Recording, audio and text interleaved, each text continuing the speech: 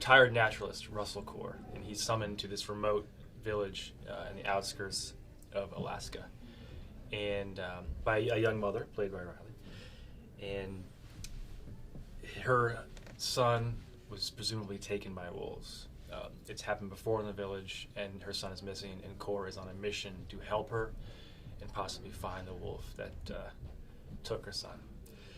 And it takes all kinds of odd turns and twists, and it's this amazing hybrid of Western crime thriller, sort of existential, chamber drama at times. I play the father of the boy who finds out he's overseas in a desert war, could be Afghanistan or Iraq, and finds out that his son is missing. So for him, his journey is just to avenge his son, the death or disappearance. And initially, again, they think it's wolves, he's taken by wolves, but that might not be the case. So it's for him kind of just relentlessly finding whoever did it. I say framed by this guy because Jeremy, one of the things that's exciting about him as a filmmaker is his frame is, very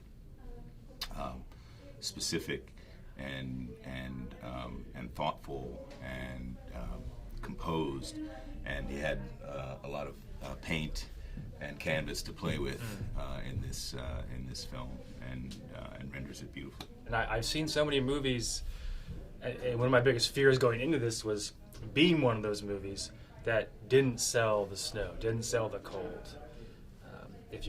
I can just sense 50 degrees, slushy, weather. It doesn't achieve its goal atmospherically. You don't read it as it's tied into the narrative, which is enduring these insane elements. I mean, and we did that literally ourselves in front of and behind the camera, but it translates really well to the screen. I mean, you see the breath vapor, you see particles of snow. We captured real snowfall and real cold, and it was worth it. So yes, we did. I think it's interesting you talk about possibly shooting in New Zealand, because one of the other things that is kind of continuous between Western Canada and Alaska are the people. Mm-hmm. And the film very much prominently features Native American faces, energies, mysticism, and for me, that was one of the things that attracted me to it as well, is kind of thrusting myself as kind of on the outside, perhaps in some people's eyes, of the mainstream, me as a character thrust into a place where the mainstream is again on the fringe, but is inhabited largely by